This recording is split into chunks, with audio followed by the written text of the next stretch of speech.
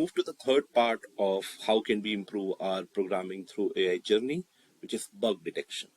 So in the first two parts, we learned about how to generate a code and how to optimize the code. Now let's say you encounter a situation where you write a code and it's not working. And trust me, even when you take input from Chat GPT, sometimes that code doesn't work. So how to improve on those scenarios, or how to use generative AI to do bug detection, we will learn it real time.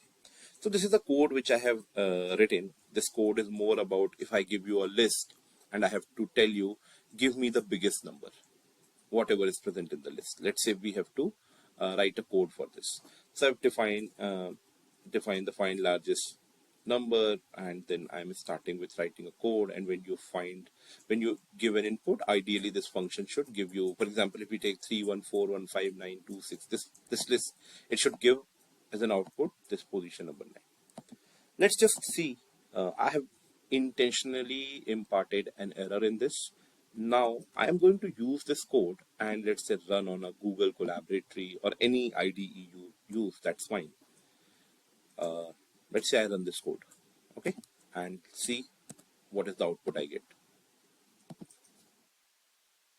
If you guys see, it is giving me this error, type error not supported between instance of int and null type.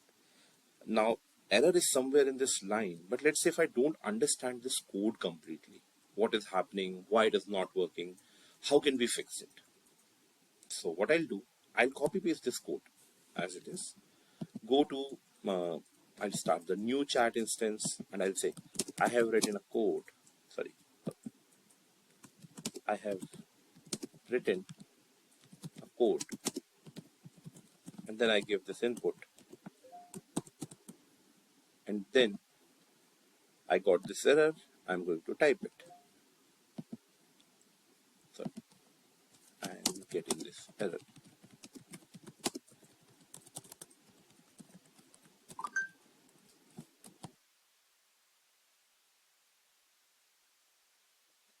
So it will start telling you the error message you are seeing indicates that you are trying to use this operator.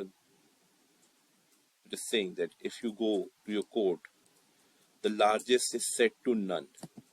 So this variable which I have set to none is basically considering this as a string. That's why Python is giving you a type error. So the way to optimize this code is we can write this code, copy code, and then let's try to run it. I'm starting a new code instance and then I run it. Can you see? It is giving me your largest number is 9. So in this manner, we just saw that if you give a code and it is showing you some error, you can just directly copy paste it and then give it to Chat GPT or any other generative AI tool you are using, and it will just basically work. So this is a way you can use generative AI tools to do any kind of bug detection, fix your code, and it will save you a lot of time which you would have otherwise did a Google search. For example, I just want to show you the difference. For example, the first time I got this error, type error not supported none type, right? Let's say I do a Google search. Python error type error not supported instance of none type when we comparison between operator, a none value and an int. Now what you will do, you will go to let's say Stack Overflow. Okay. And now this person has written the code, you read the code of this person, then you go through the bunch of comments which people have done, then you would try things again and again. And yeah, you can then try to figure out. But with generative AI, they actually give you the code and you can just go to their copy code section, copy it, and your code will be fixed. So there are pros and cons to both approach. Whenever you go through this kind of discussion, you actually learn sometimes new things also. But if you are in crunch of time, if you are not able to find the right answer, then going to a generative AI tool and asking that a specific question will help you a lot and save a lot of time. So depending upon the situation and how much time you have, you can think about both approach.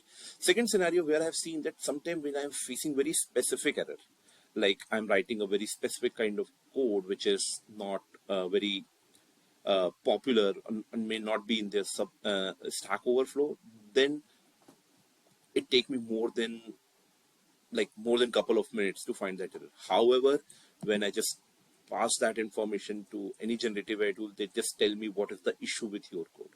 Another thing is, whenever you pick some instruction from Stack Overflow, you have to still synthesize it and use that information by modifying your code.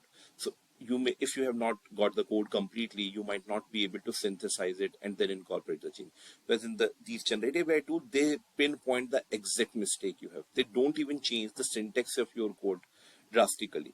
They just make the corrective changes, and you can retain majority of your code.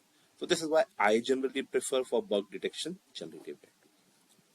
So I hope with these three demonstrations, you guys have a good understanding of how generative AI can help you in becoming better in programming. But we have just scratched the surface.